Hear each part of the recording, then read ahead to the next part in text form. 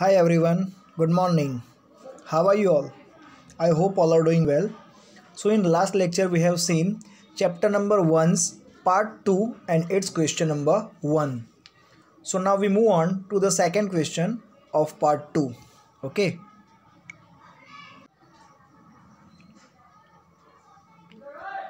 So the question number 2 is short note on SEBI. સો સેબી ઉપર આપણે short note કહેવાની છે. સેબીનું ફૂલ ફોર્મ તમને આપેલું છે, security exchange board of India. Okay, so આના વિશે આપણે ટૂંક નોંધ આપવાની છે. તો first of all, the capital market place important role in development of country and economy at large. આપણને ખબર છે કેપિટલ માર્કેટ શું કરે છે, ઇમ્પોર્ટન્ટ રોલ પ્લે કરે છે કન્ટ્રીના ડેવલપમેન્ટ માટે અને ઇકોનોમીના ડેવલપમેન્ટ માટે. એટ ધ સેમ ટાઈમ અને સેમ સમય ઉપર it become necessary to have effective control over the capital market. અને એ જ સમયે તેમને બીજું કામ શું કરવાનું હોય છે, કેપિટલ માર્કેટ ઉપર કંટ્રોલ પણ કરવાનું હોય છે. The control over capital market is required for the development and effective functioning of the capital market and in the interest of the investor which provides protection to investor and encourage them for investment. આખી લાઇનમાં આપણને કહેવા માગે છે કે જે capital market છે એના ઉપર કંટ્રોલ રાખવા માટે, ડેવલપમેન્ટ માટે, એના ઇફેક્ટિવ ફંક્શનિંગ માટે, સાથે સાથે જે ઇન્વેસ્ટર લોકો છે એમના ઇન્ટરેસ્ટને ધ્યાનમાં રાખીને પ્રોટેક્શન પ્રોવાઈડ કરીને એમને ઇન્વેસ્ટમેન્ટ કરવા માટે એન્કરેજ કરવા માટેનું કામ કરતા હોય છે. SEBI is given wide power to regulate and encourage the growth of the capital market. Okay, SEBI એમને પાવર આપવામાં આવેલી છે કે તે રેગ્યુલેટ કરી શકે અને એન્કરેજ કરી શકે કોને, કેપિટલ માર્કેટને. The powers and responsibilities is vested to SEBI act 1992.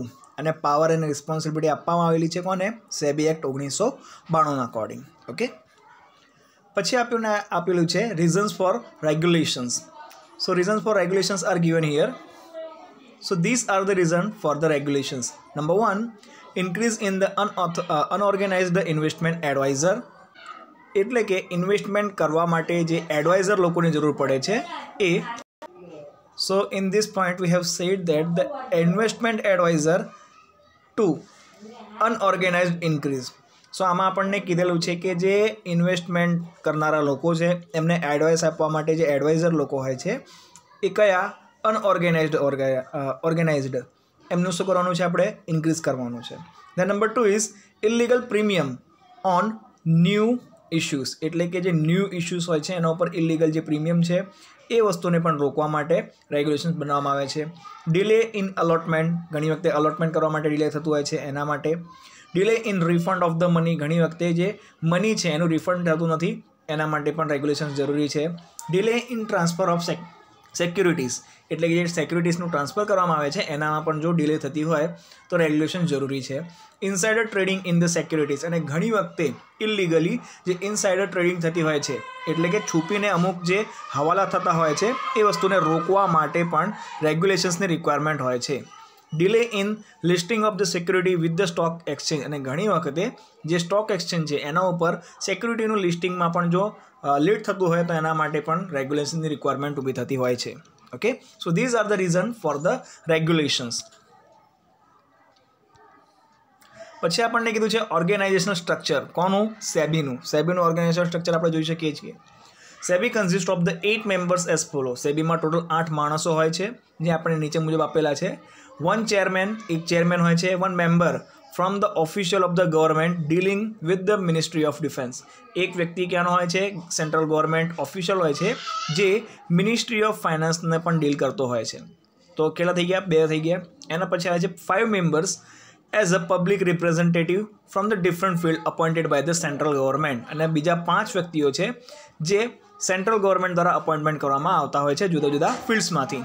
Okay, among this 5 members at least 3 shall be the whole time members. અને આ જે 5 વ્યક્તિઓ હોય છે એમાંથી ઓછામાં ઓછા 3 વ્યક્તિઓ હોલ ટાઈમ મેમ્બર્સ ગણવામાં આવતા હોય છે. ઓકે, સો ટોટલ અમે તો અહીંયા જોઈ શકો છો કે ટોટલ 5 + 1 + 1 એટલે કે 7 મેમ્બર્સ થાય છે. But 1 is also selected from the government. So એના પછી આપ્યું છે આપણને objectives of the SEBI. Okay, so objectives આપણને કીધું છે હવે કોઈ પણ ઇન્સ્ટિટ્યુશન ગવર્મેન્ટ દ્વારા ચાલુ કરવામાં આવે તો એની અંદર આપણને શું જોવા મળશે? જુદા જુદા ઓબ્જેક્ટિવ્સ રાખેલા જોવા મળે છે. ઓકે, સો અહીંયા આપણને ઓબ્જેક્ટિવ્સ આપેલા છે સેબી દ્વારા કરવામાં આવેલા. Okay, so this are the objectives. So number 1 is two promote the development of the security market, એટલે કે જે સિક્યુરિટી માર્કેટ છે એને ડેવલપમેન્ટને પ્રમોટ કરવા માટે સેબીની સ્થાપના કરવામાં આવેલી છે. Two protect the interest of the investors in securities, એટલે કે સિક્યુરિટીની અંદર જે ઇન્વેસ્ટર લોકો હોય છે એમનો રસ જાળવી રાખવા માટે અને તેમને પ્રોટેક્ટ કરવા માટે સેબીની સ્થાપના કરવામાં આવેલી છે. To regulate the security market, security માર્કેટના રેગ્યુલેશન કરવા માટે પણ સેબીની સ્થાપના કરવામાં આવેલી છે. To ensure the growth of market and to take necessary and corrective step to maintain the same, એટલે કે માર્કેટના ગ્રોથ માટે જરૂરિયાતો હોય તેવા સ્ટેપ્સ લેવા માટે અને ઘણી વખતે જો ભૂલ ભરેલા સ્ટેપ્સ હોય તો તેમને સુધારવા માટે પણ સેબીની સ્થાપના કરવામાં આવેલી છે. એના પછી last one is to regulate the security market by such measures as it thinks fit, અને એવા પ્રકારના રેગ્યુલેશન્સ બનાવવાના કે જેના કારણે સિક્યુરિટી માર્કેટ પ્રોપરલી વર્ક કરી શકતું હોય. Okay, so this are the objectives behind SEBI's establishment. Okay, પછી આપણને આપવામાં આવેલા છે એના ફંક્શન્સ. સો જે ફંક્શન્સ છે એ તમારા બુકની અંદર પેજ નંબર 31 ઉપર આપણને આપવામાં આવેલા છે. Okay, so mainly there are 2 types of functions. First is regulatory function and another one is development oriented functions. Okay, so one by one we'll see both of the functions with their sub functions also. એટલે કે એમના types આપવામાં આવેલા છે બે પ્રકારના, regulatory functions અને બીજું છે ડેવલપમેન્ટ ઓરિએન્ટેડ ફંક્શન. તો એમાં જે રેગ્યુલેટરી છે અને ડેવલપમેન્ટ છે બંનેની અંદર આપણને સબ પોઈન્ટ પણ આપવામાં આવેલા છે. On screen you will be able to C only the points of both, but તમારે સાથે બુક લઈને બેસવાની છે અને હું જેમ જેમ રીડ કરતો જાઉં છું, સમજાવતો જાઉં છું, એવી રીતે સમજવાનો પ્રયત્ન પણ કરવાનો છે. Okay, so let's start. So this are the points that R given under regulatory functions. Okay, so number 1 is sad that issue guidelines two the companies, એટલે કે જે સેબી છે એનું રેગ્યુલેટરી ફંક્શનમાં પહેલો પોઈન્ટ કીધો છે કે જે કંપનીઓ હોય છે જુદી જુદી એમને શું કરવાની છે? ગાઈડલાઇન્સ પ્રોવાઈડ કરવાની છે. Okay, SEBI issues guideline to the companies for disclosing information and to protect the interest of the investor, એટલે કે સેબી અમુક પ્રકારની ગાઈડલાઇન્સ પ્રોવાઈડ કરે છે કંપનીઓને કે એ પોતાની ઇન્ફોર્મેશન શું કરે? લોકો સુધી પહોંચાડે અને સાથે સાથે જેટલા પણ ઇન્વેસ્ટર લોકો છે એમના રસને જાળવી રાખે.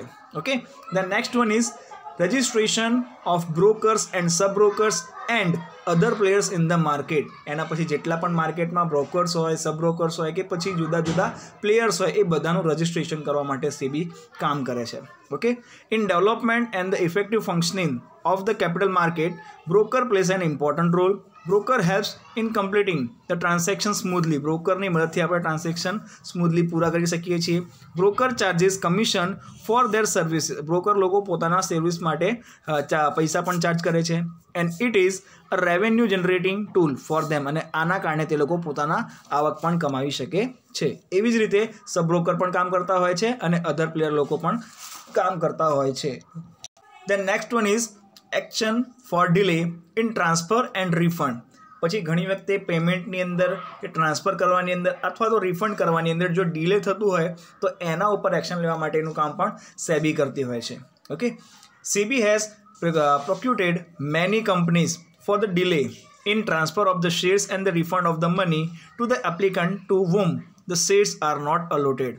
This also gives the protection to investor. આના કારણે પણ ઇન્વેસ્ટર લોકોને પ્રોટેક્શન મળે છે કે એમના પૈસા એમને ઓન ટાઈમ પાછા પણ મળી જાય છે. એના પછી next one is registration of collective investment scheme and mutual funds.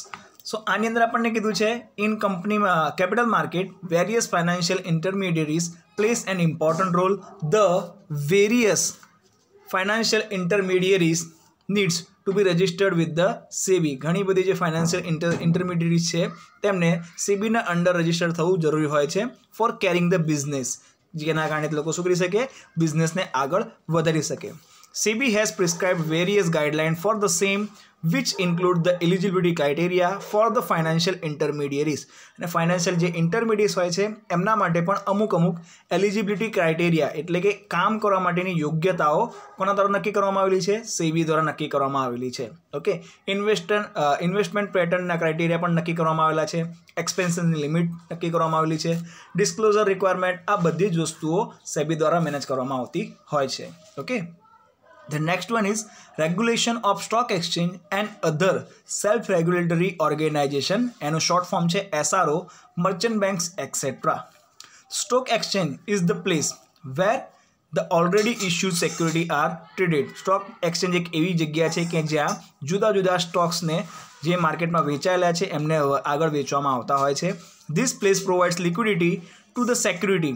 આના કારણે જે સેક્યુરિટીઝ છે એમને તરલતા પ્રાપ્ત થાય છે, which is essential for the security, કે જેના કારણે સિક્યુરિટી આસાનીથી એક જગ્યાએથી બીજી જગ્યાએ જઈ શકતી હોય છે. Okay, as per the security એટલે contract regulation act, the stock exchange for conducting trading business need to be registered with the SEBI. એટલે કોઈ પણ કંપનીએ જો પોતાનું ટ્રેડિંગ કરવું હોય તો એમને સેબી જોડે રજિસ્ટર થવું ખૂબ જ જરૂરી પણ હોય છે. ઓકે, એવી રીતે બીજી જે સેલ્ફ રેગ્યુલેટરી ઓર્ગેનાઇઝેશન છે એમની જોડે પણ રજિસ્ટર થયેલું હોવું જરૂરી છે. The next one is regulations of the portfolio management service. So એમાં આપણને કીધું છે portfolio management service were bought under the SEBI regulations in January 1993. જાન્યુઆરી 1993થી આ જે પોર્ટફોલિયો મેનેજમેન્ટની સર્વિસ છે એને સેબીના અંદર લાવવામાં આવેલું છે. SEBI frame the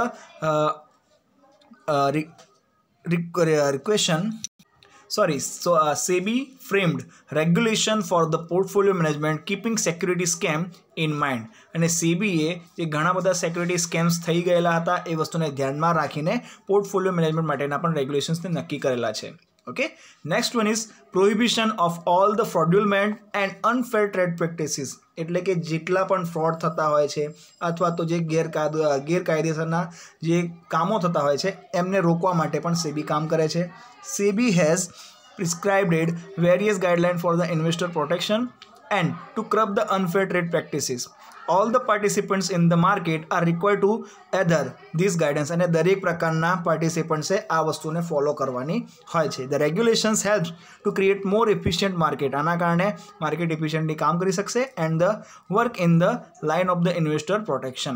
Okay, so next one is controlling insider trading and take over bids. ઘણી વખતે જે ઇન્સાઇડર ટ્રેડિંગ થતી હોય છે એને રોકવા માટે અને ટેક ઓવર માટેની જે ઘણી બધી હરાજીઓ ચાલતી હોય છે એમને રોકવા માટેનું કામ પણ સેબી કરે છે. Insider trading means trading by the insider of the basis of unpublished information. જે અમુક જે માહિતી હોય છે જે કંપની દ્વારા આપવામાં આવતી હોતી નથી, પરંતુ જે છુપી રીતે માહિતીઓ બહાર પાડીને લોકો દ્વારા એનો મિસયુઝ કરવામાં આવતો હોય છે એવા પ્રકારની ટ્રેડિંગને ઇન્સાઇડર ટ્રેડિંગ કહેવામાં આવે છે. The insider trading is virus in the efficient market, which is altogether destroy the efficient market. SEBI has prescribed various guidelines under which various participants are required to make the periodical disclosure to curb the insider trading. Okay. So next one is guideline for the takeovers and merger. એટલે કે જે take over છે અને merger કરવાની જે વસ્તુઓ છે એના માટે ગાઈડલાઇન પ્રોવાઈડ કરે છે SEBI. SEBI makes guideline for the take over and the merger to ensure the transparency and acquisition of share, fair disclosure through the public announcement, and also to avoid the unfair practices in takeover and merger of the company. Okay. Then last but not the least, that is regulation of foreign institutional investment, that is FII. SEBI has started registration of foreign institutional investment. It is for effective control on such investors who invest on the large scale in the securities and for the stability of the financial market. Okay. એના પછી આવે છે development oriented functions. અત્યાર સુધીના જેટલા points જોયા એ બધા આવે છે રેગ્યુલેટરી ફંક્શન્સની અંદર. એના પછી આપણને આપેલા છે ડેવલપમેન્ટ ઓરિએન્ટેડ ફંક્શન્સ. તો એમાં પણ આપણને 4 પોઈન્ટ્સ આપવામાં આવેલા છે. Number 1 is investor education and to create the awareness amongst the investor. એટલે કે જે ઇન્વેસ્ટર્સ લોકો છે એમના સુધી એજ્યુકેશન લેવલનું વધારો કરવો અને સાથે સાથે એમનેમાં જાગૃતતા લાવવી. For the efficient market the awareness among the investor is essential. SEBI conduct the various programs, seminars, etc. for investors awareness. It has established investor education and protection fund for the conducting these activities. Okay, the next one is training to the intermediaries, એટલે કે જેટલી પણ intermediaries છે એ બધાને training આપવી. As we have seen that the various financial intermediaries plays an important role in the development of the capital market, SEBI provides necessary training to improve the services. The next one is promotion to the fair practices and code of conduct for the SROs. SROs આપણે આગળ જોઈ ગયા. SROs means self-regulatory organizations. Under the various guidelines, all the financial intermediaries, stock exchange and the other self-regulatory organizations need to frame internal code of conduct and should strictly adhere the code of conduct framed.